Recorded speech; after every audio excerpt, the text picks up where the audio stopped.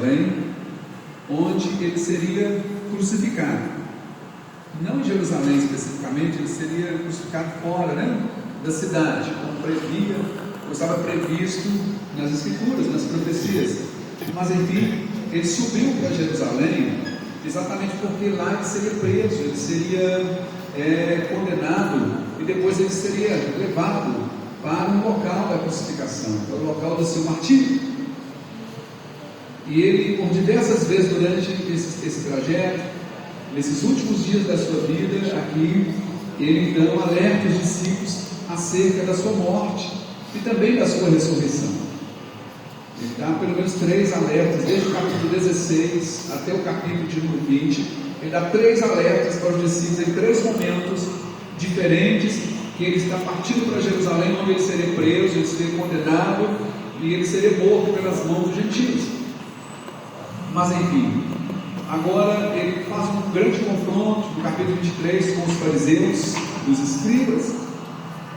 Jesus mostra a verdadeira natureza deles, como hipócritas, como falsificadores, como religiosos e pessoas que realmente usavam da palavra de Deus como escudo para esconder a sua verdadeira natureza, usava da postura física, usava do exterior para poder esconder a sua verdadeira identidade maligna, a sua verdadeira identidade de hipocrisia. Então, ao longo de todo o capítulo 23, Jesus está confrontando os líderes religiosos da sua época. E a partir do versículo de número 37, ele faz um lamento, também chamado de lamento sobre Jerusalém. E ele chega a dizer: Jerusalém, Jerusalém, que matas os profetas e apedrejas os que te foram enviados. Quantas vezes quis eu juntar seus filhos, como a galinha junta os seus filhos debaixo das suas asas, e tu não quisestes. E o versículo 38, ele vai falar algo que vai encucar os discípulos. Os discípulos vão ficar preocupados com essa revelação que Jesus vai trazer nesse versículo 38, que é apenas uma frase, mas isso intriga os discípulos. Eles ficam preocupados. Ele fala: eis que a vossa casa vos ficará deserta. E findando o capítulo 23, versículo 39, fala: declara-vos, pois, que desde agora já não me vereis até que venhas, ou até que venhais a dizer: bendito o que vem em nome do Senhor. Ele faz uma revelação lá do Salmo 118, versículo 26. E entrando no capítulo 24, já está aproximando já o dia da sua prisão e da sua morte. Aqui é 3 ou 2 dias antes da sua morte. Jesus, então, irmãos, ele profere o último dos seus 5 sermões, que estão contidos aqui no Evangelho de Mateus. Este sermão, também chamado de sermão profético, ele abrange os capítulos 24 e 25. E nesse sermão, Jesus traz revelações acerca do futuro, o futuro de Israel, e mais especificamente o futuro de Israel. Ele traça também a respeito do futuro da igreja, mais especificamente no tocante à sua vinda para o arrebatamento e a sua vinda para Israel.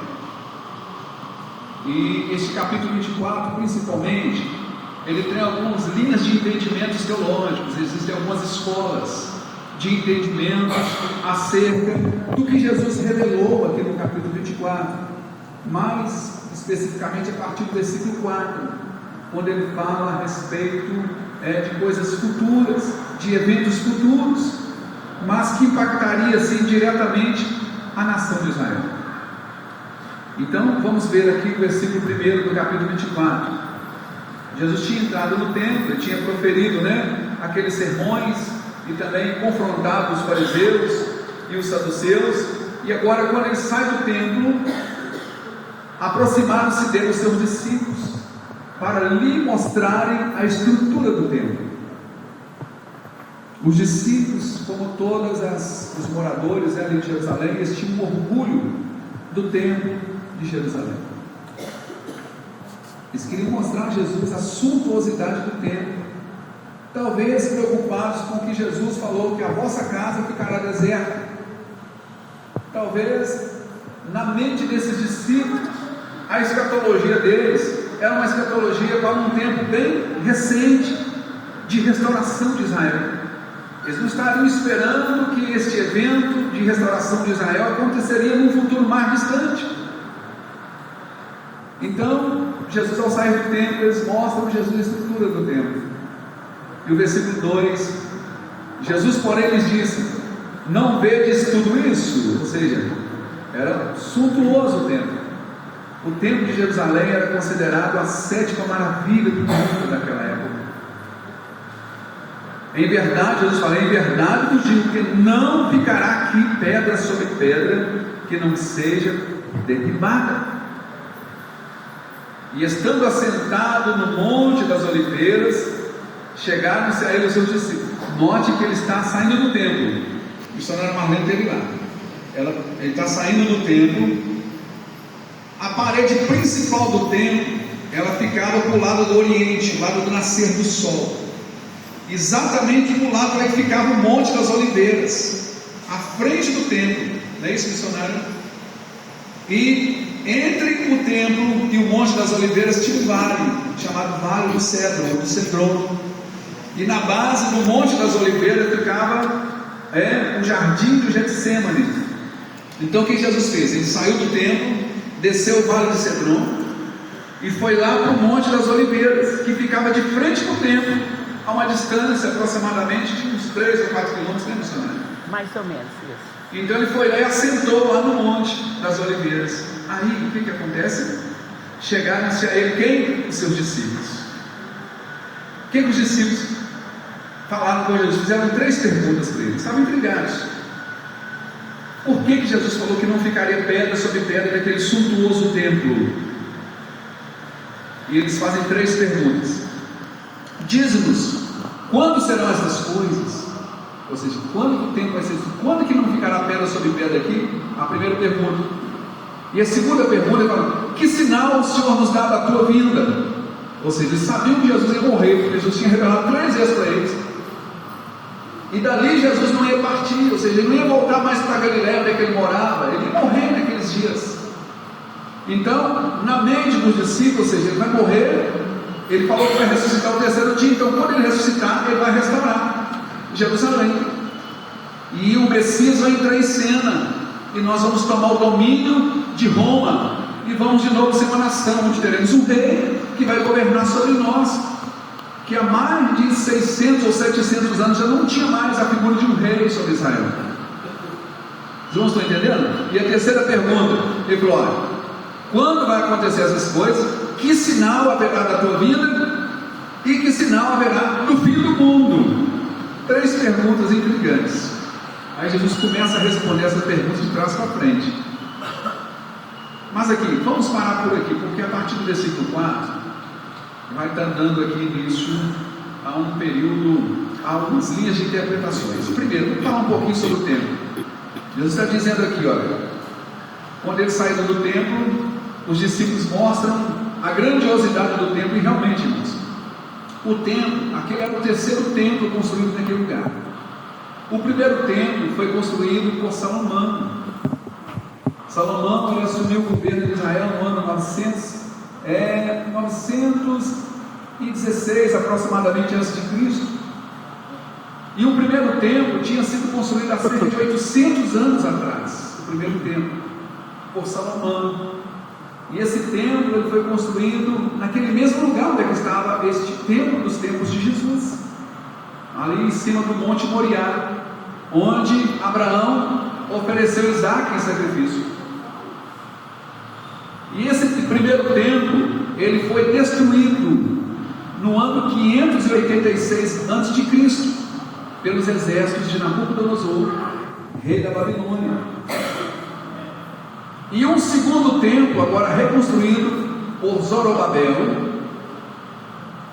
Ele foi reconstruído no ano 516, ou seja, 70 anos depois que o primeiro templo foi destruído, exatamente em 586, em 516, 70 anos depois, o segundo templo foi inaugurado. Só que ele não tinha a beleza do primeiro templo.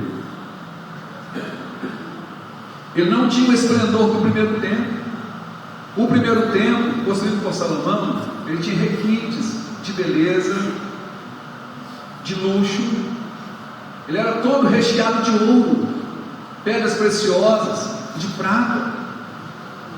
Alguns utensílios do templo ali eram todos de ouro e de prata. Esdras nos indica que eram cerca de 5.400 utensílios de ouro e de prata que eram servidos no templo, entre taças, entre copos, talheres, não para se alimentar, mas para cumprir os ritos do culto que era feito no templo de Jerusalém. As pedras foram encaixadas de uma forma tão significativa que não se ouvia barulho de martelo nem de pedreiro quando as pedras foram ali colocadas umas sobre as outras, como se fosse vocês conhecem Lego? Aqueles brinquedinhos que são montados por Lego?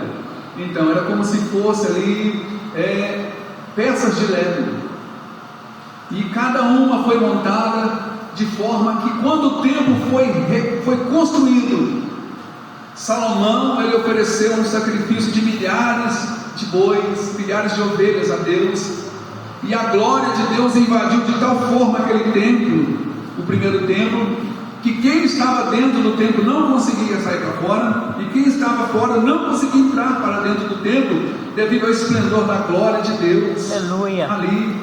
E lá em 1 Crônicas, no capítulo 7, no capítulo 6, capítulo 7, Deus ali, quando Salomão inaugura o templo, Deus fala que a presença dele estaria para sempre ali. Deus faz um voto, reativa a sua aliança com o povo de Israel. Mas infelizmente, devido à desobediência à lei de Deus, mesmo depois de vários alertas de Deus, para que o povo voltasse a obedecê-lo, o povo então preferiu romper o seu pacto, a sua aliança com o Senhor Deus.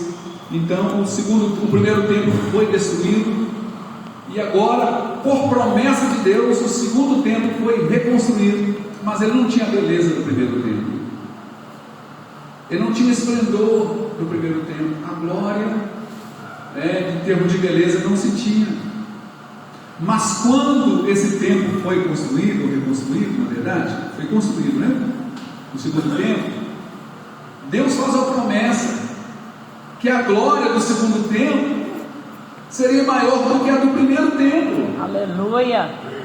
Mas por que, se no primeiro templo, que tinha toda uma beleza, ele foi feito debaixo ali de uma intenção voluntária de Davi, que quis construir uma casa para Deus, uma casa, vamos assim dizer, uma casa segura, uma casa de uma alvenaria, de pedra, não a casa ali no tabernáculo, como se fosse um tabernáculo móvel, uma casa fixa para Deus. Deus se agradou, mas Deus não permitiu que ele construísse, mas ele fez toda a planta do templo e deu para o seu filho Salomão, que o construiu. Por que agora Deus faz uma promessa que a glória do segundo templo seria maior do que a primeira? Porque nesse segundo templo, a glória que tinha saído do primeiro templo, lá no livro de Ezequiel, ela se colocou lá sobre o monte das oliveiras, e ela partiu, ela subiu, simbolizando a presença de Deus. Esse segundo templo, ele teve a honra de abrigar a presença do Filho de Deus. Jesus entrou pessoalmente, corporalmente, no segundo templo. E Deus já estava revelando que a glória do segundo templo seria maior. Mas presta atenção, Deus já tinha falado que ele não habita em templos feitos por mãos. Deus, através do primeiro do tabernáculo, e segundo, através do templo, onde seria a morada de Deus, Deus estava simplesmente trazendo uma tipologia de uma morada. Ele tem interesse de fazer morada entre nós, morada entre os homens. Lá em Gênesis, ele queria morar com Adão e Eva no jardim. Ele fazia sempre presença lá, estava sempre presente no jardim com Adão e Eva, até que eles pecaram. E a Bíblia nos diz que nossos pecados fazem separação entre nós e nosso Deus. Mas, queridos irmãos, o templo, o tabernáculo, era uma figura da presença de Deus, porque ele estaria apontando para um tempo onde Deus, ele estaria conosco em forma do Emanuel, que é Jesus. Aleluia. E ele viveria em nós por meio do Espírito Santo. Glória a Jesus. E nós somos um verdadeiro templo onde o Senhor tem prazer em habitar, queridos. Glória a Deus. O Senhor, ele se fez tabernáculo em nós, ele tabernaculizou em nós. Nós somos o tabernáculo de Deus, porque o Espírito Santo é Deus. Glória a Jesus. Mas esse segundo templo, nos tempos de Herodes o Grande, Herodes foi um grande construtor, uma pessoa de um profundo gosto, prazer por construções, por obras. Ele fez diversas e grandes construções em Jerusalém, e principalmente no tocante ao templo.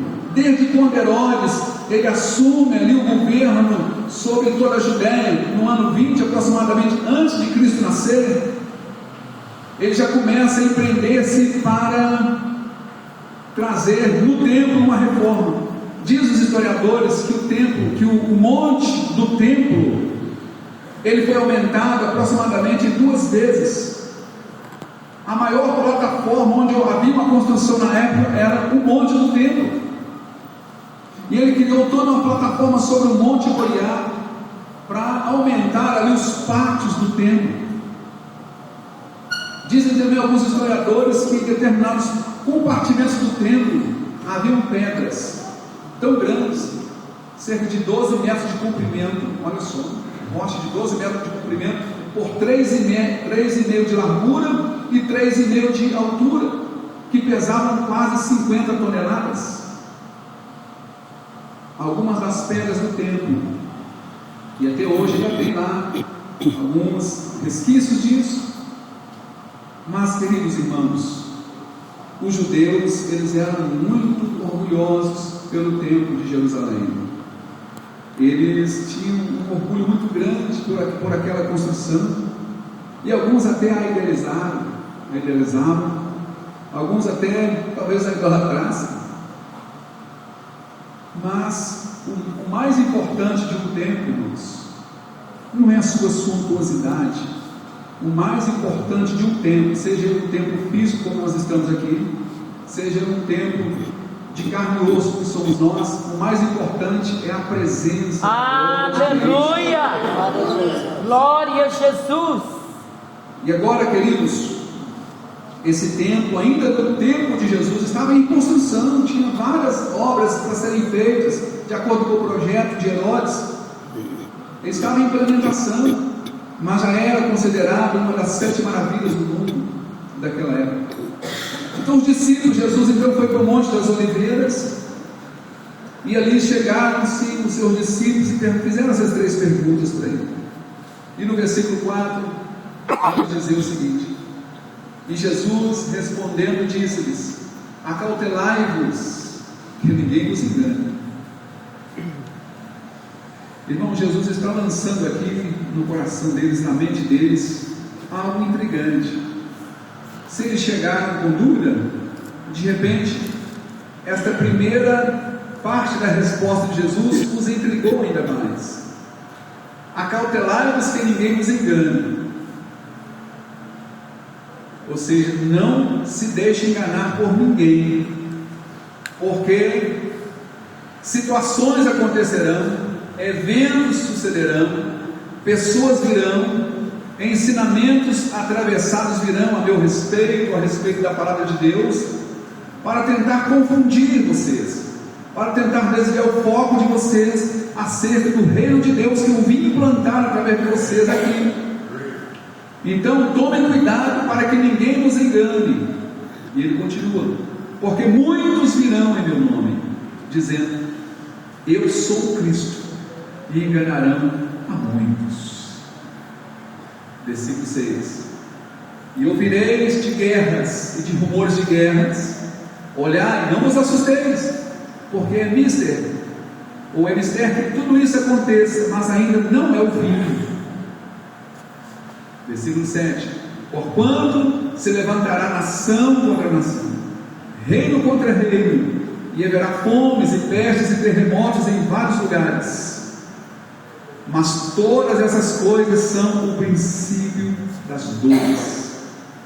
Amados, essa primeira parte aqui, versículo 4 até o versículo 8, também chamado de princípio das dores, existe alguma linha de entendimento teológico de que a igreja vai passar por esse princípio das dores. Existe um conceito teológico que a partir do versículo 5 já não mais se refere à igreja, mas se refere a Israel.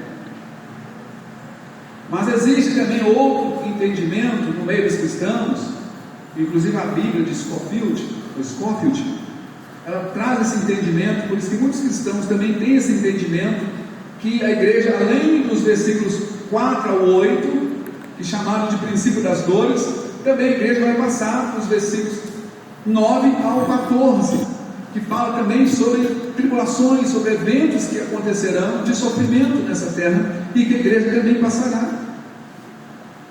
Então os versículos seguintes, do 9 ao 14, vai dizer assim: então vos hão de entregar para seres atormentados e matar-vos-ão, e sereis odiados de todas as gentes por causa do meu nome.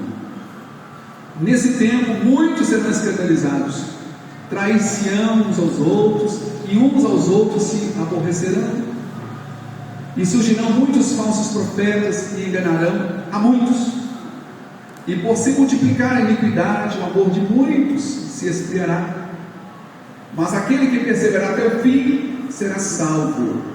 E o verso 14 sacramenta: e este evangelho do reino será pregado em todo o mundo, em testemunho a todas as gentes, e então virá o fim. Então tem uma corrente de entendimento teológico que até o versículo 14 a igreja ela estará presente aqui, a igreja passará por todos esses eventos aí.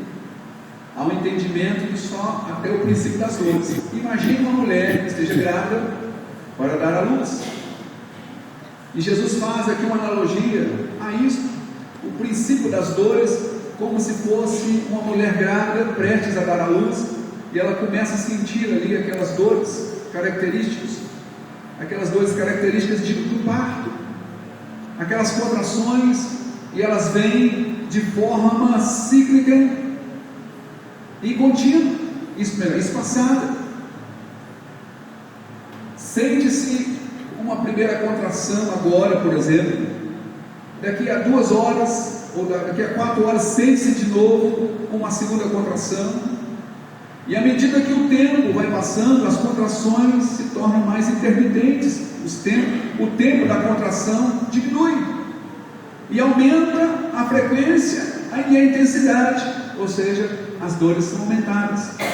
Então Jesus faz uma comparação: olha, enquanto mais aproxima-se do tempo do fim, maiores serão as lutas, maiores serão as tribulações, e maiores serão as dores que o povo sentirá, que a humanidade sentirá, e a igreja passará por isso também. Mas tem uma terceira corrente de entendimento, de que todo o capítulo 24 se refere a Israel, não se refere à igreja. E qual é o nosso entendimento a respeito? Se nós somos pré-tribulacionistas, como nós somos, nós cremos que não passaremos pela tribulação. Mas até que ponto aqui é considerado tribulação? Ou até que ponto aqui é considerado apenas eventos que desde os tempos de Jesus acontecem no mundo? Por exemplo, fomes, guerras, pestes, pandemias, epidemias, sempre aconteceram. Mas por que nós temos esse entendimento de que nós não iremos passar pela grande tribulação? Vamos analisar aqui o texto. Primeiro, queridos, versículo 4. Toda essa parte aqui, até o versículo 14, não, até o versículo de número 27, vai falar sobre tribulação.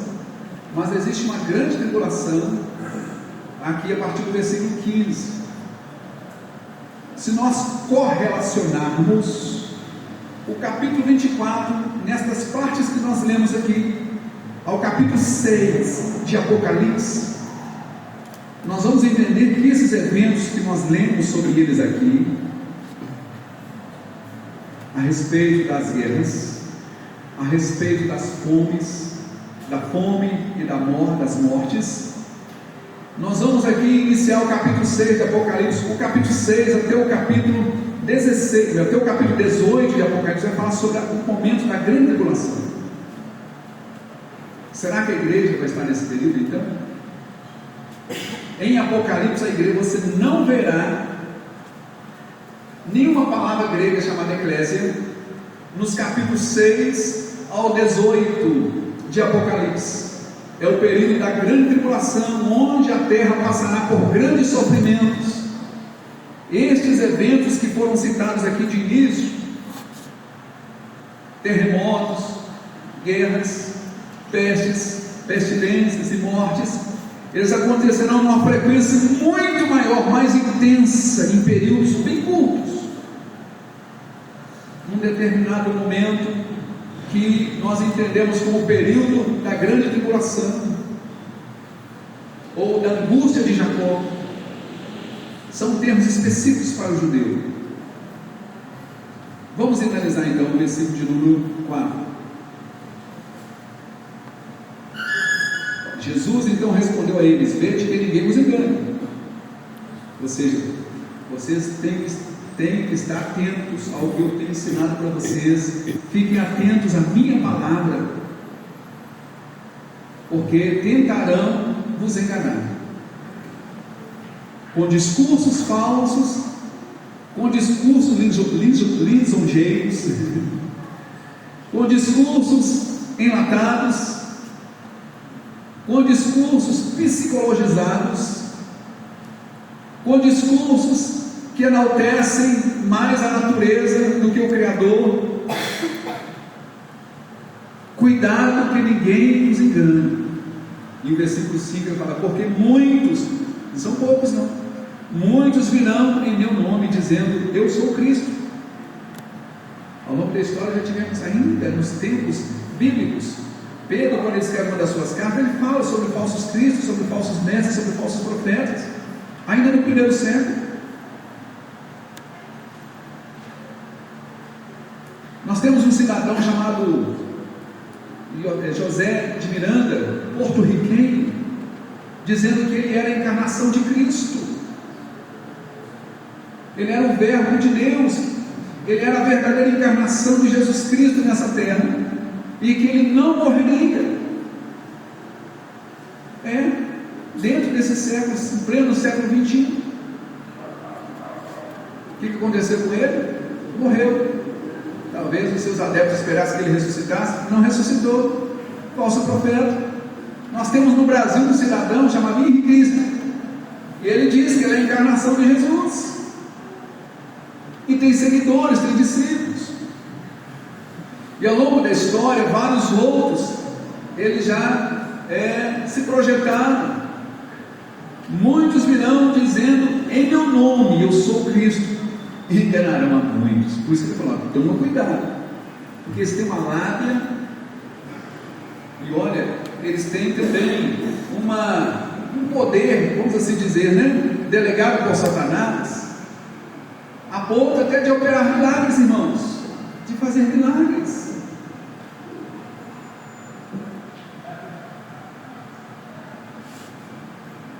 Jesus está falando do engano. Então, em Apocalipse capítulo 6, abre o versículo 1. Apocalipse 6, por favor, Inês.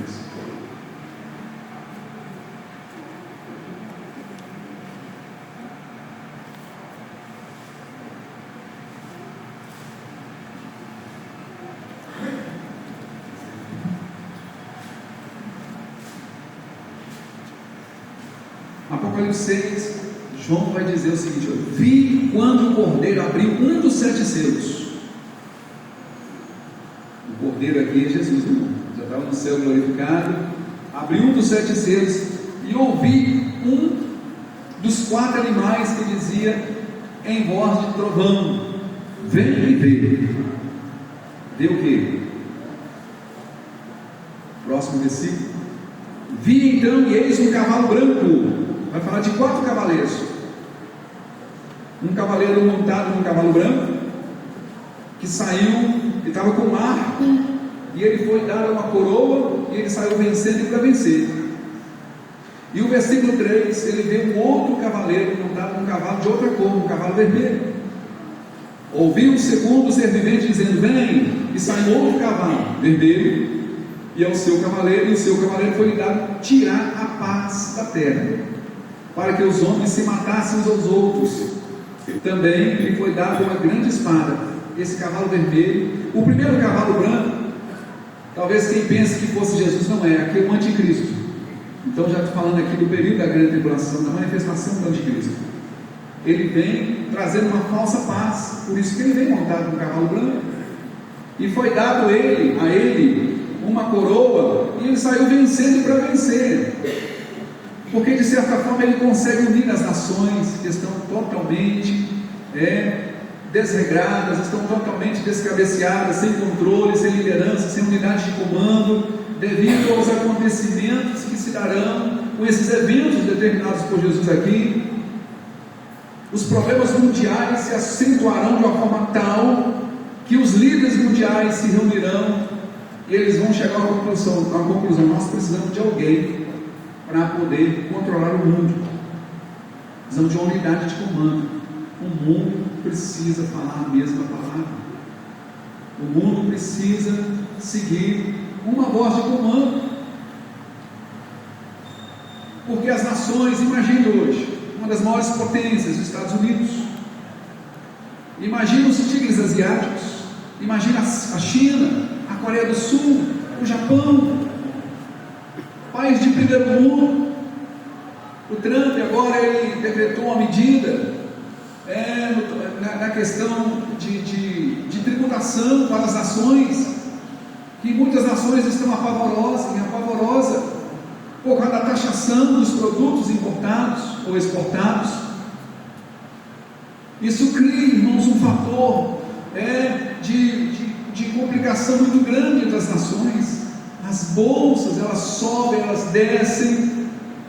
É necessário que alguém, irmãos, uma pessoa coordene tudo isso, e as nações estarão assim se degradando. Por isso que este homem ele sai com um discurso de paz, para poder unificar as nações. Mas o cavalo vermelho, em seguida, ele fala de guerra. Aquela paz que no primeiro momento o cavaleiro do cavalo branco ele consegue fazer, o segundo cavalo vermelho ele vem com guerra. Então nós vamos ver aqui os versículos de número 6, versículo 6 aqui de Mateus. Jesus já está falando aqui: certamente ouvireis falar de guerras e rumores de guerras. Tem a ver com esse cavalo vermelho. E depois das guerras ele fala: não vos assusteis, porque é necessário assim acontecer, mas ainda não é o fim. Ou seja, o fim vai acontecer com uma hecatombe. Sabe o que é uma hecatombe? É uma morte de milhões de pessoas ao mesmo tempo. Milhões de pessoas, isso é uma hecatombe. Isso vai acontecer lá no vale chamado Vale do Armagedon. Depois desses eventos aqui que estão sendo noticiados no capítulo 6, capítulo 7, 8, 9 e 10, no capítulo 12, emerge-se a besta que sai do mar, que é o anticristo. E é exatamente esta figura aqui, no capítulo 6 de Apocalipse, montado num cavalo branco. para tentar a paz mundial, ele está sob a eficácia de Satanás. Satanás vai dar todo o poder para ele, vai pegar o trono dele para o anticristo. Esse camarada vai ser realmente um todo-poderoso. Se vários anticristos surgirem ao longo da história, este vai ser um anticristo alfa. Ele vai agir com toda a eficácia de Satanás. Então, o cavalo vermelho, a paz foi rompida. 3 anos e meio já se passaram aqui depois do evento do arrebatamento da igreja. A igreja é arrebatada no finalzinho do capítulo 4 de Apocalipse. No capítulo 5, os 24 anciãos que estão nos céus diante do trono de Deus, no capítulo 5, representa a antiga aliança, a aliança que foi feita de Deus com Abraão, ali simbolizando os 12 patriarcas, e 12 outros, para completar os 24, simbolizando os 12 apóstolos na era da igreja. Houve uma completude do plano de Deus. Então os eventos que se sucedem a partir do capítulo 5, eles se sucedem nos céus, e a partir do capítulo 6, já são os eventos da grande tribulação, dos 7 selos, as 7 trombetas e as 7 taças da ira de Deus. E no final, no capítulo 19, ele vem, aí vem um outro cavaleiro montado no cavalo branco. Só que esse cavaleiro do cavalo branco no capítulo 19 é diferente do capítulo 6. Aleluia. Este tem nomes específicos que nós conhecemos. Glória a Deus. Ele é chamado de Rei dos Reis. Ele tem um principado, está sobre os seus ombros. Glória. As suas vestes são salpicadas de sangue. Glória. Está escrito na altura da sua coxa: Rei dos Reis e Senhores dos Senhores. Aleluia. Este é Jesus, o tão esperado pelos judeus aqui no tempo, quando eles saíram.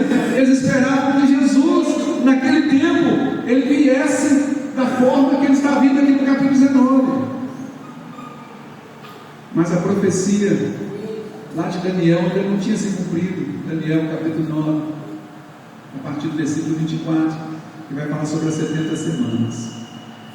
69 já se passaram. A última semana é a semana da grande tribulação. Vocês não estão entendendo isso? Amém. Glória. Então, depois do cavalo vermelho, entra-se o cavalo preto.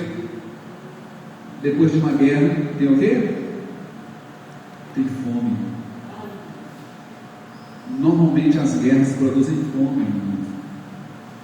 Milhões e bilhões de recursos são catalogados, são convergidos para a guerra. Essa guerra entre a Ucrânia e a Rússia, os Estados Unidos já cederam bilhões e bilhões de dólares para a Ucrânia. A Rússia, ela gastou bilhões e bilhões de dólares também com a fabricação, porque é caro, irmãos, material bélico é caro. Está aqui o nosso irmão Jorge, major do exército também, major da aeronáutica. Ele sabe o que é isso. E sempre depois de uma guerra tem mortes, muitas mortes. Depois da fome tem morte. Aí vai entrar o cavalo amarelo, a partir do versículo de número 7. Então Jesus está falando aqui: ouvireis de guerra, de rumores de guerra, mas ainda não fim, porquanto se levantará nação contra nação, a guerra, né? E haverá fomes. A fome é o cavalo preto, e terremotos em vários lugares. Porém, tudo isso é o princípio das dores. Alguns entendem que a igreja ainda estará aqui neste momento de princípio de dores, mas que não chega a ser a grande tribulação. Outros pensam que a igreja ela vai continuar também, além de passar pelo princípio das dores, ela vai enfrentar esses outros eventos que Jesus diz aqui, dos versículos 9 até o versículo 14. Queridos, esses eventos sempre aconteceram. Eu entendo que ele está dizendo aqui de um tempo futuro, e talvez na geração próxima do arrebatamento, que pode ser a nossa geração, pode ser essa geração, não sei. Quando ele fala não passará esta geração sem que todas essas coisas aconteçam, Nós temos que entender o contexto. Esta geração é a geração dos eventos. Jesus está aqui se relacionando. Talvez bugou ainda mais a mente dos apóstolos, ou de repente a forma de transliteração aqui, de tradução do grego para o português, não tenha deixado um entendimento assim bem claro a respeito de quando Jesus fala: não passará esta geração sem que todas essas coisas aconteçam, dados a entendimento de que aquela geração ainda no tempo de Jesus viveria todos esses eventos, mas algo aconteceu que tem a ver com partes desses eventos aqui. Por exemplo, este ano que Jesus falou isso aqui foi o ano 30 aproximadamente, e 40 anos depois, no ano 70, parte desses eventos se cumpriram em Jerusalém, quando Jesus falou assim: olha, lembra desse tempo que vocês estão achando tão maravilhoso? Pois é, não ficará pedra sobre pedra aqui que não seja derrubada. O general Tito Vespasiano, depois de um cerco de vários meses a Jerusalém, ele invade a cidade de Jerusalém. Diz historiadores como Flávio José que cerca de 1.100.000 judeus foram mortos. Outros foram levados cativos como escravos, né? E muitos outros se debandaram para outras nações, fugiram para outras nações, acontecendo a maior diáspora do povo judeu da história. Pois bem, cumpriu-se o que Jesus falou. Algumas daquelas pessoas do tempo que Jesus falou isso ainda estavam vivas, talvez bem mais idosas, quando aconteceu o cerco de Jerusalém. João, por exemplo, estava vivo. João foi o último dos apóstolos a morrer. Ele morreu no ano 90. Então, como a destruição do templo aconteceu no ano 70, João não estava em Jerusalém nessa época. João estava na região da Ásia. Ele pastoreava as igrejas da Ásia. Certamente ele não estava em Jerusalém quando do cerco do general Tito. Amados, a partir do versículo de número 15, vai falar sobre, mais especificamente, da grande tribulação. Irmãos, eu creio que a igreja, parte de tudo isso que está acontecendo aqui, nós já falamos, a igreja vai estar passando no final dos tempos. Ela não passará pela grande tribulação, mas o princípio de dores, eu creio que a igreja está vivendo. E nós estamos vivendo uma época onde, irmãos, as dores de parto, elas estão ficando mais acentuadas, e o tempo de frequência está menor. Num indicativo claro de que Jesus está às portas para arrebatar a sua igreja. Aleluia! Glória a Jesus. Nós não sabemos do dia nem da hora, mas a ordem dele é: acautelai-vos, vigiai, sejam vigilantes. Nós vamos ver que a partir do versículo 36, por exemplo, nós vamos chegar lá. O 36 tem mensagem específica para a igreja. Então o capítulo 24 ele fala muito sobre Israel, sobre o futuro de Israel, sobre a vinda do Senhor Jesus para libertar Israel. Mas também nesse capítulo tem incluso também assuntos relacionados à igreja. É um dos capítulos mais emblemáticos, mais difícil de entendimento da Bíblia, por causa dessa linha escatológica. Mas de um ponto a gente coincide, num ponto nós coincidimos. Esses três pensamentos que tem aqui, eles se concordam em um ponto: que Jesus voltará. Aleluia! Jesus voltará. Glória a Deus. E Ele virá para libertar o seu povo. Glória Ele virá para salvar o seu povo, quer seja Israel, quer seja a igreja. Aleluia. E Ele virá para implantar um juízo sobre essa terra, e implantar o reino dele sobre essa terra, que é o reino milenial, ou milenar. Glória a Deus. Então, no versículo 15 a seguir, vai falar mais especificamente sobre essas tribulações. Ele fala: quando, pois, virdes o abominável da desolação de que falou o profeta Daniel, Está lá em Daniel 9:27. Quando, pois, virdes o abominável da desolação de que falou o profeta Daniel, no lugar santo, quem lhe entenda, então os que estiverem na Judéia fujam para os montes. O que está o de abominável da desolação? Ué, você tem condição de projetar Daniel 9:27 para nós? O abominável da desolação, irmãos, foi uma revelação trazida pelo anjo Gabriel.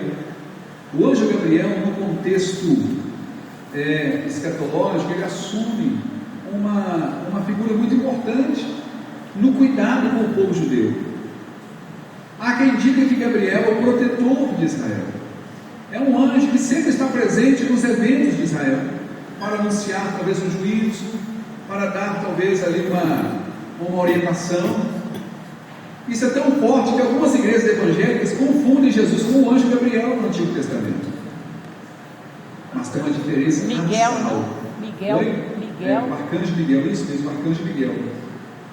Mas nós vamos falar aqui do anjo Gabriel. Há algumas linhas de entendimentos religiosos, Daniel 9:27, que confundem. Por exemplo, o arcanjo Miguel, são dois anjos que a Bíblia traz o nome deles. É o anjo Gabriel e o arcanjo Miguel. O arcanjo Miguel, ele sempre também está em proeminência quando de um juízo vaticinado por Deus na história. Inclusive quando ali ao som, quando do alarido, ao som da trombeta, ouvida a voz do arcanjo, há alguns entendimentos de que esse arcanjo seja o arcanjo Miguel. Mas o fato do nome dele ter sido mencionado e ele ser chamado de arcanjo, não quer dizer que não existem mais outros anjos, com o mesmo perfil de Miguel, mas Miguel, ele tem uma especificidade. E outra coisa, anjo não recebe adoração. Anjo é criatura, gente. Aleluia. Jesus é o Criador. A distância entre Miguel, Gabriel e Jesus são distâncias que não tem nem como a gente imaginar. Uma coisa é uma coisa, como diz, outra coisa é outra coisa. Miguel e Gabriel são anjos, Jesus é Deus. Pois bem, ele vaticinou, ele revelou Daniel, capítulo 9, versículo 27, ele fala, e ele é quem? Está falando aqui do novo príncipe que vai surgir, está falando aqui do anticristo. Ele firmará um concerto, sabe aquele cavaleiro do cavalo branco? Ele firmará um pacto com as nações por uma semana. Essa semana é a última semana de anos de Daniel 9, a partir do versículo 24. São 70 semanas, essa é a última semana. E essa semana de anos significa por 7 anos. Ele firmará um concerto com muitos por uma semana. E na metade da semana, ou seja, 3 anos e meio, ele fará cessar o sacrifício e a oferta de manjar. Ou seja, ele vai, de alguma forma, o templo de Israel, o templo de Jerusalém vai estar reconstruído nesta época. E ele então, de alguma forma, ele assumirá uma responsabilidade autônoma de entrar no templo ali de Jerusalém para exigir a adoração, para que ele seja adorado, porque durante os 3 primeiros anos e meio do 7, a fama mundial dele será tão grande que ele será considerado uma divindade. Ele vai ser o salvador não da pátria, o salvador do mundo. Então as pessoas vão adorar este camarada. E ele está sob a eficácia de Satanás também. Ele fará prodígios, ele operará maravilhas, ele poderá fazer chover chuva dos céus, chuva de fogo ele poderá fazer. Então ele vai ser reconhecido como uma divindade. Então ele vai entrar, como Jerusalém é o centro da adoração, também chamado de a cidade santa. Ele vai entrar no templo e vai exigir a adoração, e para isso ele tem que fazer cessar os sacrifícios que os judeus normalmente eles sempre fizeram, e com o novo templo eles vão continuar fazendo, a oração da manhã 9 horas, o sacrifício também às 15 horas, e ele fará cessar o sacrifício e a oferta de manjares. isso, aí ele vai dizer aqui: e sobre as asas da desolação virá o assolador, e isso até a consumação, ou seja, até o final dos 7 anos. Ele vai exigir isso. O que está determinado será derramado sobre o assolador. Aí fala sobre as asas aí fala ou o abominável da desolação. Em outra tradução fala o abominável da desolação. E aí está falando sobre as asas do assolador. Então Jesus está aqui se referindo a respeito desta situação no versículo de número 15. Quando o abominável da desolação, de que falou o profeta Daniel no lugar santo que ele entende, então os que estiverem na Judéia fujam para os montes. Alguns entendem que quando da destruição do templo de Jerusalém, o ato de o general Tito com seus soldados invadir o templo, queimar o templo, destruir ali o altar do sacrifício, ali era uma abominação. Eles implantando naquele templo ali e colocando algumas imagens das divindades romanas, aqui foi uma abominação. Mas Jesus está apontando para um tempo ainda mais futuro. Inclusive, amados irmãos, o apóstolo Paulo, ele fala a respeito disso lá na segunda carta que ele escreve aos Tessalonicenses, versículo de número 2, versículo 3 e 4. Ninguém de maneira alguma vos engane, porque não será assim, sem antes venha a apostasia e se manifeste um homem do pecado, o filho da perdição. Está falando da mesma pessoa. Aqui está apontando, está falando para o anticristo. E o versículo de número 4: o qual se opõe e se levanta contra tudo que se chama Deus ou se adora, de sorte que se assentará como Deus no templo de Deus, querendo parecer Deus. Aqui, queridos, quando Paulo escreve essa carta, a carta aos Tessalonicenses, a carta a Tessalônica foi a segunda cidade da Europa que Paulo abriu igreja lá. A primeira foi de Filipe. A carta aos Filipenses, ele escreve para essa primeira cidade. A segunda é a carta aos Tessalonicenses, e ali ele já deixa revelado. Foi uma carta escrita aproximadamente no ano 58 ou 59 depois de Cristo, até o ano 60. Ele escreve essa carta, e 10 anos depois aproximadamente aconteceria o evento em Jerusalém, de que Jesus tinha falado, Jesus tinha profetizado, mas Paulo está apontando aqui para um tempo futuro.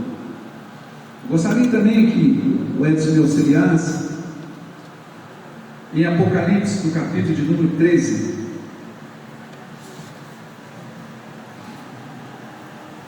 versículos de números 10, versículo de número 3,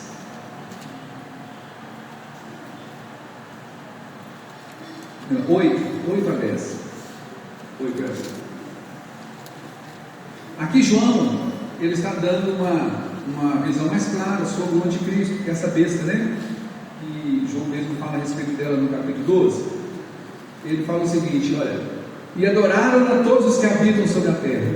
Então ela vai receber adoração, o anticristo vai receber adoração. Por isso que ele vai sentir-se Deus, e ele vai entrar no templo exigindo adoração.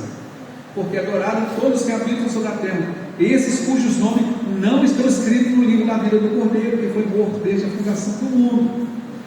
Versículo 9: se alguém tem ouvidos, ouça. E o 10: se alguém leva em cativeiro irá. Se alguém matar a espada, é necessário que a espada seja morto. Aqui está a paciência e a fé dos santos. Você vai ver que em nenhum momento aqui vai falar da igreja, vai falar do povo de Israel. Então, este momento aqui, queridos, da tribulação, o abominável da desolação, tem a ver com o homem. Isso aconteceu no segundo ano, no segundo século antes de Cristo, quando um determinado rei, Etíoco Epífanes, no ano 168 a.C., Esse segundo templo estava construído, bonitinho. Este homem com seus exércitos, ele entra naquele segundo templo e ele tira todos os objetos sagrados e faz culto às divindades pagãs que ele adorava, inclusive no altar do sacrifício ali a Deus, ele sacrifica diversos porcos, animais considerados imundos pelos judeus. Isso foi uma abominação. Vocês não estão entendendo? Amém. É um texto assim, um pouco meio que histórico, né? Escatologia é assim mesmo, irmãos. A gente precisa entender o contexto para a gente saber, né, de que se trata. Às vezes um versículo que você lê aqui, ele tem um tanto de referência para a gente poder entender como está dizendo um abominável da desolação. E o versículo 16 do capítulo 24 de Mateus, vamos voltar lá. Jesus continua falando sobre os problemas que vão acontecer aqui. Então, quando isso acontecer, os que estiverem na Judéia, fujam para os montes. Quem estiver sobre o eirado, não desça a tirar de casa alguma coisa. Está vendo? Ele falou muito específico de Judéia. Ele não falou quem estiver no Brasil, suba ou desça, não. É um evento que vai acontecer mais especificamente para o povo judeu. E por isso que nós entendemos que a grande tribulação da igreja não estará presente. Nós estamos falando tudo aqui para justificar por que a igreja não passará por esse período chamado de grande tribulação, ou desses 7 anos da tribulação. Aleluia. Quem estiver sobre o eirado, não desça tirar casa alguma da sua casa, né? Quem estiver no campo, não volte para trás para buscar a sua capa. Versículo 19: ai das que estiverem grávidas e das que amamentarem, daqueles que não vão conseguir correr, né? Orai para que a vossa fuga não se dê no inverno, porque no inverno dificuldade do frio, né? Para as pessoas fugirem, porque vai ser o anticristo vai perseguir os judeus. Ele vai mandar matar os judeus, como Hitler fez. E ele vai à caça de todos os judeus, porque, irmãos, recentemente, aqui no Brasil, alguém já levantou lá no Congresso Nacional, dizendo o seguinte: olha, um dos grandes problemas sociais que nós temos hoje no Brasil e no mundo é a chamada ideologia judaico-cristã. O que é a ideologia judaico-cristã? Por exemplo, a família, o modelo de família que é a ideologia judaico-cristã, ou seja, que nós cremos e que nós idealizamos, é a figura de um homem casado com uma mulher e tendo seus filhos. É o padrão bíblico, é o padrão divino. E esse padrão bíblico, esse padrão divino, esse padrão cristão incomoda a sociedade moderna que quer viver, por exemplo, numa família construída onde a mulher, ela é o homem da casa e uma outra mulher é a subserviente. E os filhos estão ali, né? Não gerados talvez pelas duas, porque não tem condição de 2 mulheres ou 2 homens gerarem filhos entre si. Normalmente são filhos adotados ou filhos que tiveram com outro homem, e assim criando um núcleo familiar que inclusive já é reconhecido no Brasil como tal. E o que o anticristo vai dizer? O que vai estar na mente do anticristo? Um dos grandes problemas do mundo são os judeus, porque a cultura judaica influenciou bilhões e bilhões de pessoas ao longo dos séculos. Por isso que nós estamos nesse caos hoje. Mas é o diabo que vai tentar destruir, porque o diabo sempre quis destruir o povo de Deus. E ele vai ter uma oportunidade maravilhosa para poder fazer isso. Vamos perseguir os judeus e também todos aqueles que não subiram, não foram arrebatados, mas estão aqui, não quiseram aceitar o sinal da besta, ou seja, aqueles que não receberam a marca da besta, cujos nomes não estão escritos no livro do Cordeiro. São os crentes que quando Jesus voltou, ou quando ele voltar, eles não foram arrebatados, vão ficar aqui e dizer: meu Deus, eu vacilei, fiquei, mas eu já sei o que vai acontecer, não vou aceitar o sinal da besta, porque eu vou ter uma chance de ser salvo. Vai ser bom. Alguém fala que o Espírito Santo saiu daqui. Não tem como ele ter saído, porque ele é onipresente, né? Ele é Deus também. A figura dele de levar a igreja para encontrar com Cristo não quer dizer que ele saiu da terra, que ele se tirou da terra. Antes de tudo existir, ele pairava sobre a face das águas, sondando, né? Sondando o Espírito do Senhor, mas ele não vai convencer ninguém. Ele tem um papel de convencer, não é isso? Um dos papéis do Espírito Santo é convencer o homem do juízo, do pecado e da justiça. Então, as pessoas que ficaram, porque o judeu já tem internalizado o conhecimento de Deus, a lei de Deus, eles têm esse conhecimento.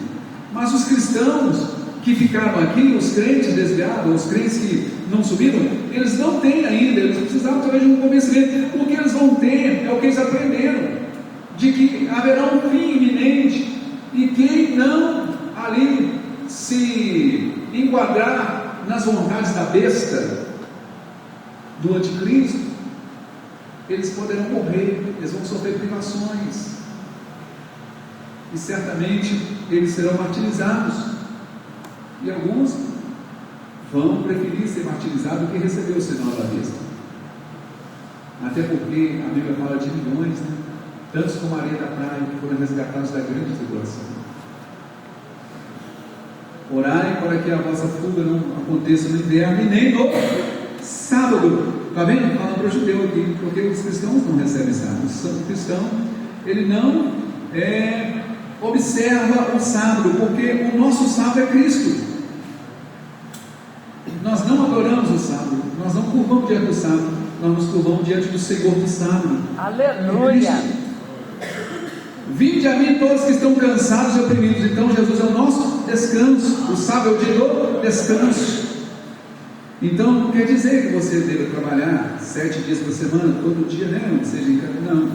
Que você não descansa, você não tem a folga, é isso não. Nós não guardamos o sábado como se fosse uma lei de Deus, porque Jesus ele já cumpriu tudo isso. Como os adventistas ao longo dos séculos, que inclusive alguns deles já tentaram prever por diversas vezes a volta de Jesus e não conseguiram. Todos falharam, porque daquele dia nem hora ninguém sabe. Amém? Orai para que a vossa fuga não se dê no inverno nem no sábado. 21. Porque nesse tempo haverá grande tribulação, como desde o princípio do mundo até agora não tem ouvido, e nem haverá jamais. Lembra da Segunda Guerra Mundial? Já leram um pouquinho de história, da história do martírio dos judeus durante a Segunda Guerra Mundial, meus irmãos? Vocês terem ideia disso? A coisa foi tão assim, a saga de Hitler, de seu exército, foi tão terrível. Os judeus eram colocados dentro de caminhões, sabe esses caminhões baús? Mas a descarga do caminhão, aquela descarga, né? Que deveria sair para fora, eles colocavam ela para dentro ali do compartimento, onde tinha centenas de pessoas exprimidas lá, inclusive crianças. E aquela descarga que saía ali do caminhão, o motorista acelerava, o caminhão parado, e ali era monóxido de carbono. O monóxido de carbono é um gás venenoso, e ele mata em poucos minutos se ele tiver um ambiente confinado. E ali, ficava ali algum tempo, talvez 1 hora, acelerando o caminhão, e gritos e mais gritos ali dentro, choros e lamentos. Depois de um tempo, quando se ouvia um silêncio, abria-se a porta traseira do caminhão, dezenas de pessoas amontoadas. Pegava aquelas pessoas, jogava numa vala, pegava no trator, os corpos como se fosse ali um pedaço de madeira, um pedaço de pedra, jogava-se numa cova, e vinha outro trator e jogava a terra por cima, e está resolvido. Outros eram colocados em câmaras de gás, outros foram levados para o campo de concentração. Eles não morriam na hora, mas eles morriam aos poucos. Não lhes davam alimento, ou o alimento era muito escasso, não lhes davam água, eles ficavam magérrimos, só esqueletos vivos. e a doença em locais frios, porque uma região fria, no inverno, no gelo, não tinha agasalho. Quem não morria de doença devido à inanição, morria do frio, morria ali por congelamento mesmo. Imagina, cerca de 6 milhões de judeus foram dizimados naquela região da Alemanha, da Polônia e alguns países adjacentes. Isso na Segunda Guerra Mundial. Na Primeira não foi diferente. Agora, sabe o que está dizendo aqui? No dia da grande tribulação, dia como esse nunca houve, nem nunca mais haverá. São dias terríveis. Não queira estar aqui não. Procure se salvar, meu irmão. Procure obedecer a palavra de Deus. Procure ficar firme com Jesus. Glória a Deus. Aqui, essa gripinha que a gente sente por aqui, essa virosazinha que derruba a gente e vai para a cama, isso não é nada comparado, irmãos, com o que vai acontecer na grande tribulação, não. Vai ter um momento da grande tribulação que as pessoas vão desejar a morte e a morte vai ser tirada. Pessoas dilaceradas na rua, com as vistas para fora, perna amputada, mas não vai morrer. 3 meses assim. Isso é só um dos sofrimentos.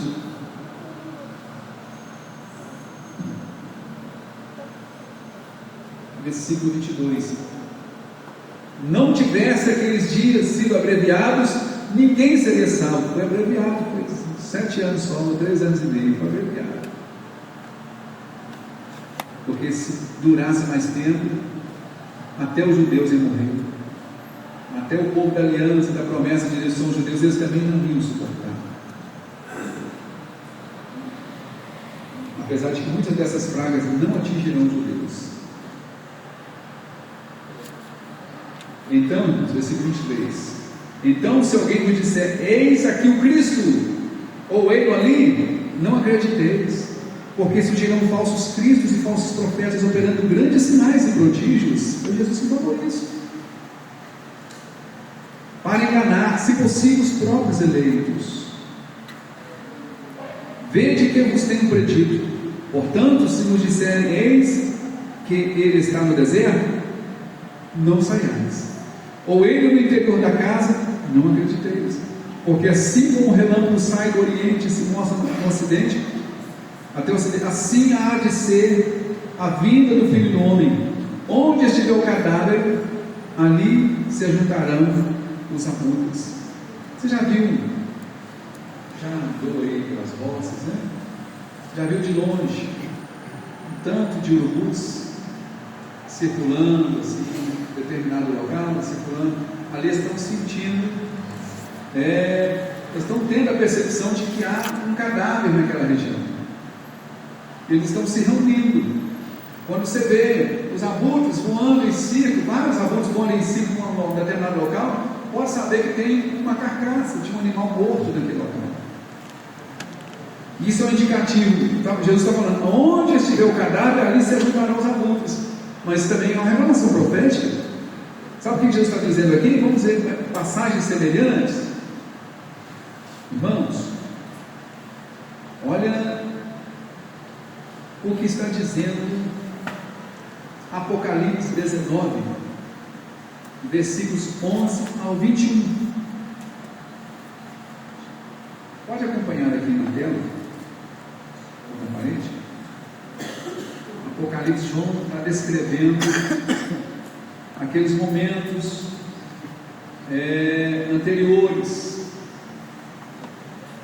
onde aconteceria a batalha do Armagedon, onde os exércitos da terra estarão reunidos para tentarem destruir Jerusalém, destruir Israel. Por isso que Jesus falou que, olha, nesse dia que estiver em tal local, não fuja, não saia, fique lá. É o cerco, um grande cerco. E viu o céu aberto, e eis um cavalo branco. Esse cavalo branco aqui, ele vai ser montado agora pelo Rei dos Reis, Senhor dos Senhores.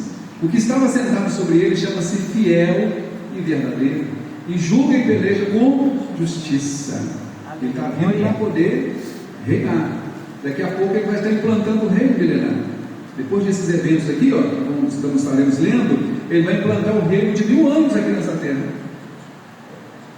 E como ele falou, lá em João, no capítulo 14, quando ele fala: vou preparar-vos lugar, e assim que eu for vos preparar-vos lugar, vos levarei para junto de mim mesmo, para que onde eu estiver estejais vós também. Então, se Jesus está descendo para fazer uma justiça nessa terra, e a igreja está no céu, quem estará acompanhando Jesus?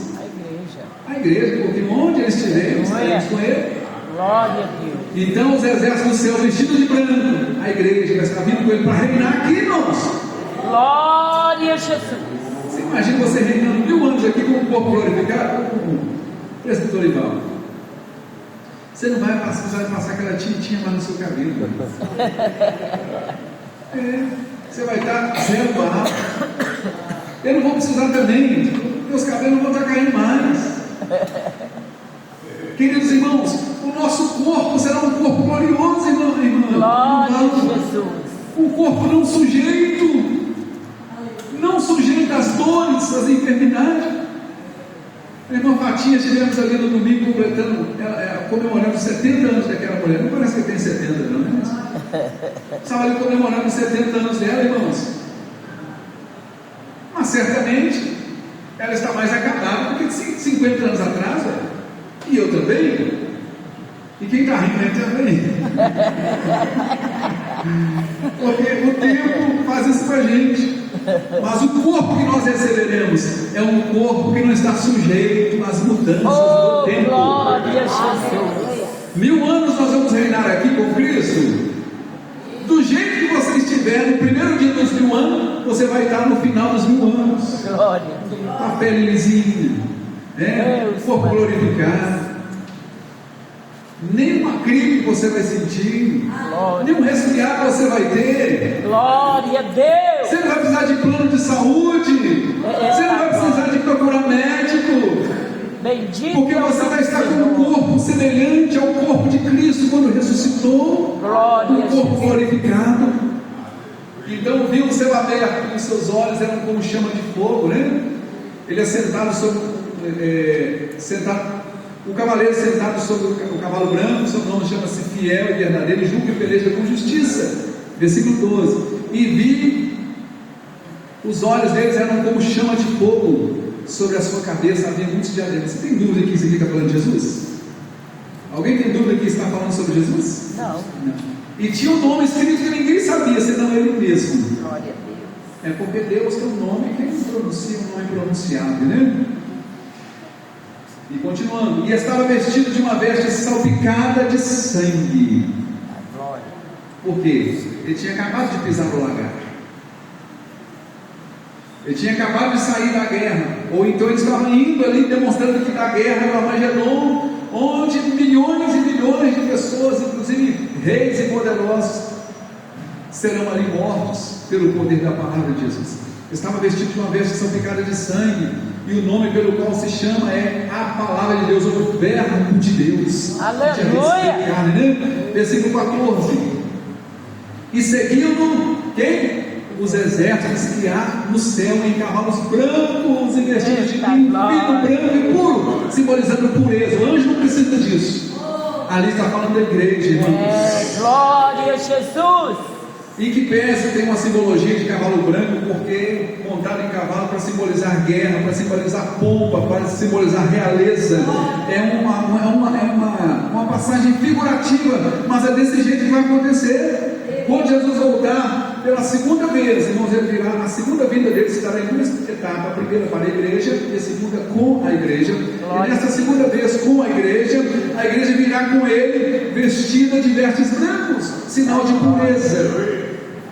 Linho fino, e da boca de quem? Da sua boca, de Jesus, saiu uma aguda espada para ferir com ela as nações, ou seja, a justiça de Deus por meio da sua palavra, e ele as regerá com vara de ferro.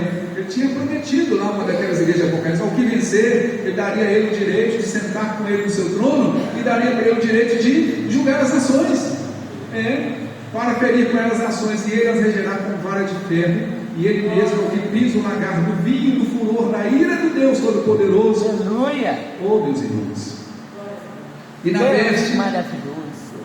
e na veste, e a sua coxa, e na veste, e na sua coxa tem escrito este nome: Rei dos Reis e Senhor dos Senhores. Eita glória! Oh, aleluia! Bendito é o nome Versículo do Senhor. seguinte, até o 21. E vi um anjo que estava no sol. Imagina um anjo no sol. A terra é milhares de vezes menor do que o sol. Imagina um anjo que estava no sol e clamou com grande voz, dizendo a todas as aves que voavam pelo meio do céu: vinde e ajuntai-vos à ceia do grande Deus. Aqui está falando de um banquete, mas ele está falando que esse banquete é um banquete de terror, um banquete de sangue. A ceia do grande rei, ele está chamando aqui as aves de rapina, para poder se alimentar das carnes dos reis e dos poderosos que haviam morrido na batalha do Armagedon, porque o Senhor, com o poder da sua espada e da sua palavra, destruiu aquela multidão. Lembra na época de Senaqueribe? Um anjo matou 185 ou 6? 185. 185 mil soldados. Um anjo passou no arraial assim, dos inimigos. Glória a Deus.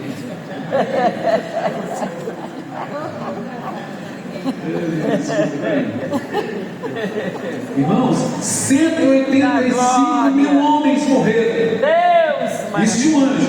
Imagina de Jesus, irmãos. meu Deus. Jesus dando uma palavra de ordem para aqueles exércitos, e todo mundo caindo no chão, sem vida. E o anjo está convidando as aves do céu: vinde para ser do grande rei. Versículos 17, 18 agora: para que comais a carne dos reis, e a carne dos tribunos, e a carne dos fortes, a carne dos cavalos, dos que sobre eles se assentam, e a carne de todos os homens livres e servos, pequenos e grandes. Olha, gritando de gente vai morrer. Versículo 19: e vi a besta. Quem é a besta? O anticristo. E vi a besta e os reis da terra e os seus exércitos reunidos para fazerem guerra àquele que estava sentado sobre o cavalo e ao seu exército. Olha, irmãos, que pessoal ousado. Lutar contra Deus, irmão, é cair na lona, é cair de cara na lona. Lutar contra Deus. Eles entraram numa confiança tão grande, porque o anticristo o diabo tinha empoderado dele. Ele estava se achando tão assim, o tal, porque as pessoas o adoravam aqui na terra. Ele estava se considerando um Deus de fato, que ele até quis guerrear contra Jesus quando Jesus estava descendo. E vi a besta, que é o anticristo, e os reis da terra e os seus exércitos reunidos para fazerem guerra àquele que estava sentado sobre o cavalo e ao seu exército. O exército, todo mundo sem arma na mão. Ninguém sem arma, sem nada. Aleluia. Nossas vestes de justiça, irmãos. Eita Deus, o louvor que nós estaremos oferecendo ao Senhor naquele dia, ao Rei dos Reis, consagro ao Rei dos Reis a honra, a glória, como serafins. Glória, santo, santo, santo, santo é o Senhor dos exércitos. Então, para guerrear com ele, o versículo 20 vai dizer o seguinte: e a besta foi presa, e com ela o falso profeta, e diante dela fizeram sinais, com que enganou os que receberam o sinal da besta e adoraram a sua imagem. Estes dois inauguraram o lago de fogo. Este homem, que foi considerado a besta, o anticristo, ele não morreu nessa hora, ele foi preso, ele foi lançado vivo, juntamente com o falso profeta, com outro homem. Eles foram lançados vivos no lago de fogo e de enxofre. Ninguém está lá ainda, ninguém. Os dois vão inaugurar. E o 21. E os demais, quem são os demais? Os reis, os poderosos que estão ali. Os demais foram mortos com a espada que saiu da boca do que estava sentado sobre o cavalo. Essa espada, irmãos, a palavra de Deus é como espada. Glória a Deus. Ela é como espada de dois gumes. Então é uma ordem, é uma palavra de ordem que Deus vai dar, e que eles vão morrer. Estava sentado e todas as aves se fartaram das suas carnes. E teve carne por muitos meses. As aves de rapina, ou seja, os abutres, os urubus do deserto, vão se fartar da carne dos reis e dos poderosos. Pois bem, outro texto correlato está aqui em Isaías 63, versículo 3. Isaías 63, versículo 3. Nós vamos terminar já. Aqui está uma referência, Isaías fazendo uma referência a Jesus. Eu sozinho pisei no lagar. Você vê que a igreja está com ele, mas a igreja não fez nada. Só ele fez isso. Só ele que destruiu os exércitos. O lagar aqui, lagar é lugar onde se espreme as uvas para poder fazer o quê? O vinho. E o vinho é símbolo de sangue. E é por isso que quando nós tomamos o vinho aqui, é o símbolo do sangue de Jesus. Então a expressão ali do lagar é Jesus pisando, no sentido de ele estar ali destruindo aqueles exércitos. E tem aqui em Apocalipse, fala que o sangue dessas pessoas vai formar como se fosse um córrego de aproximadamente 40 a 70 metros de altura e profundidade, que vai descer sobre o deserto e vai atingir vários quilômetros adiante.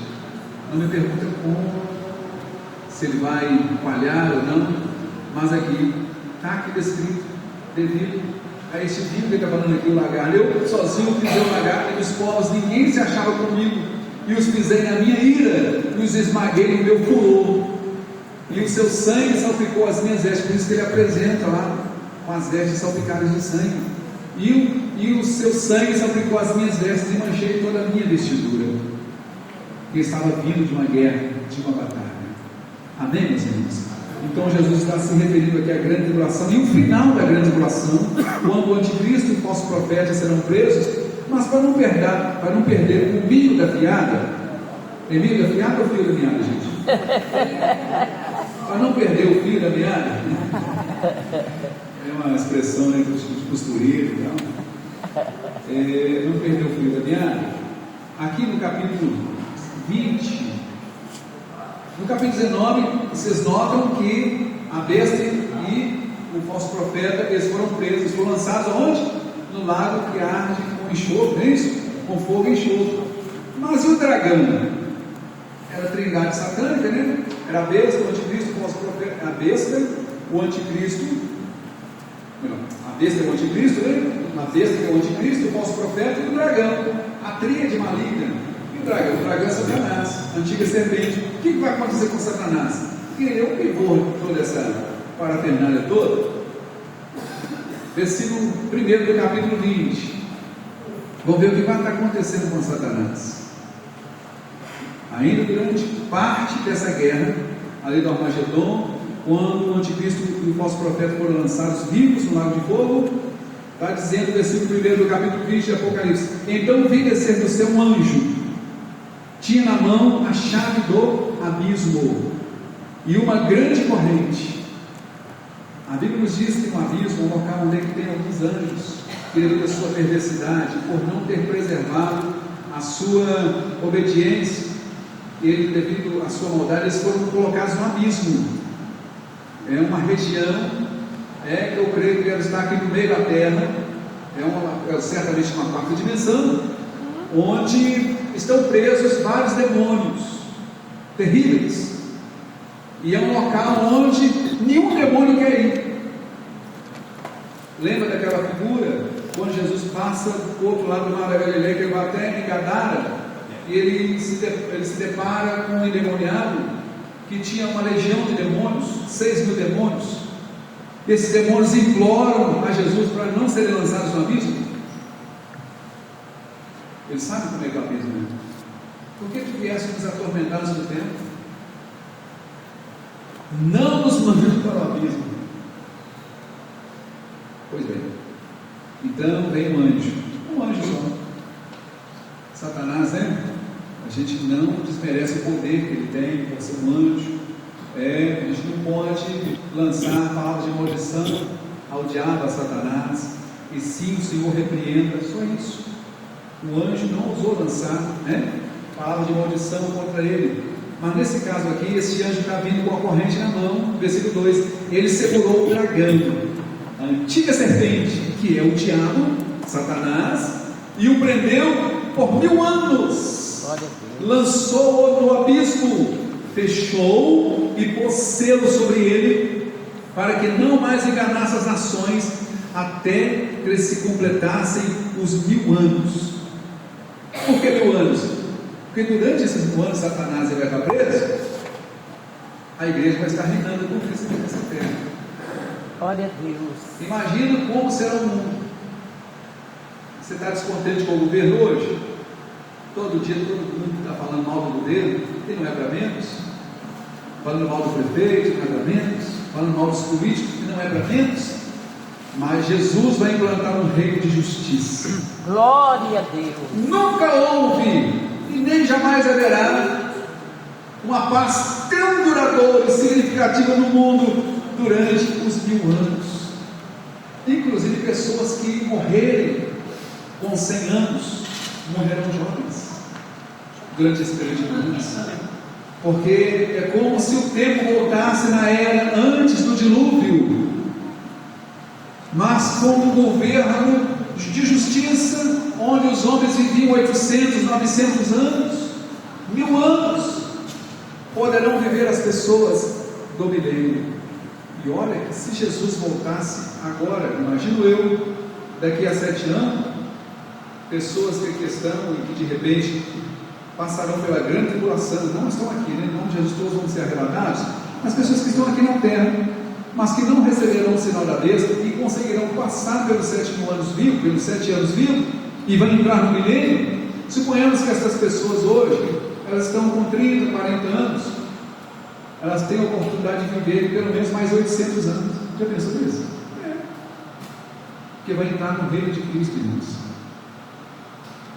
Então, mas eu não quero estar aqui para viver esse tempo da forma que nós aqui dissemos. Eu prefiro estar com Cristo no corpo glorificado, ter sido arrebatado, porque a morte já não mais será problema para a gente. Glória a Jesus. Que Deus abençoe a todos nós e possamos estar Deus. Então semana que vem nós vamos discorrer aqui a partir dos próximos versículos, ainda no capítulo de número 24, tem muita coisa aqui para a gente entender, e também o capítulo 25, que também faz parte do sermão profético de Jesus.